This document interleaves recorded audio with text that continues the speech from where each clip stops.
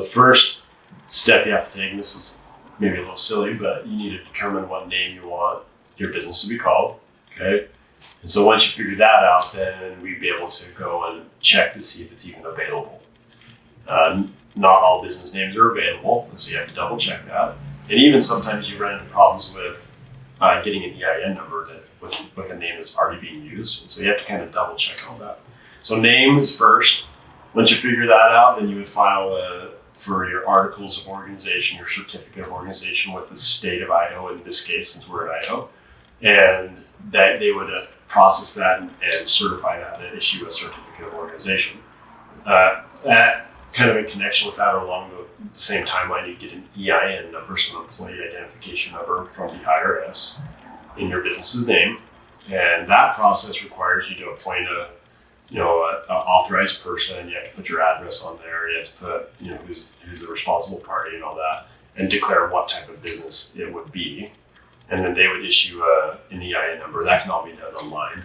And once you get your EIN number, you would then, and your certificate of organization back in the state, you could then open bank accounts in the business's name and just do other things related to that. Now, corporate book-wise, the certificate of organization is required, the EIN is needed. Then you should also have your operating agreement or bylaws, depending on if it's LLC, corporation. It'll differ depending on which one you're doing. And have your stock certificates or membership certificates. You conduct your first organizational meeting as part of that, and have that all compiled together in corporate books. So those are all important because they just legitimize the business. They show that you're taking it seriously, that you're following through with, the basic requirements, and that you're not viewing it as you just acting like a business, but actually as a business entity. Yeah, so even single member LLCs, which is typically what single members do, would have corporate books. Now, if you're a sole proprietor and you haven't incorporated, then corporate books aren't required. But if you've actually formed an LLC, you do need the corporate books if you want to have a corporate shield between business and personal liability. So usually spouses are just members of the business at whatever percentage they agree on. But from an LLC perspective, you would just document that, like in the corporate books. Same with the corporation, you would document who the shareholders are. And the big difference that sometimes you run into is with an LLC, for example, from a tax perspective, two members, if you're married, are actually treated as a single member LLC.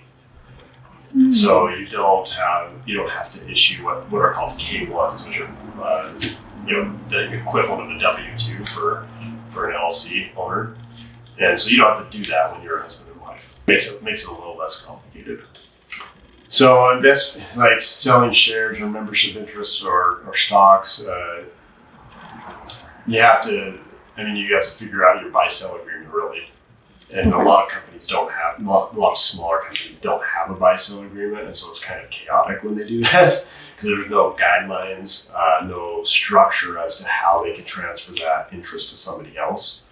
And so really that would probably be the starting point, to make sure you have a defined buy-sell agreement so it's very clear what your obligations are and what the new members' obligations are. So you can definitely, membership interests or stocks are liquid, in meaning that you can transfer them and have people become a member of your business for whatever you agree on. But having that buy-sell agreement is really important to give that structure.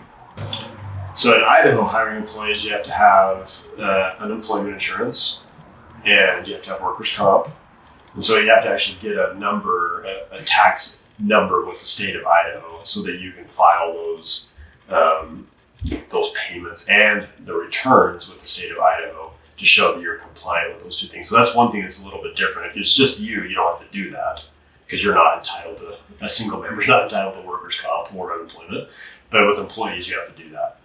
Then you have to, of course, get your tax documentation in place so that your employee would get issued a W-2 at the end of the year, right? So they would have to do a W-4, which shows who they are and what tax classification they want to be from withholding perspective from their paycheck. And you have to do a W-9 also, which is the employment verification to make sure that they're eligible to work in the United States.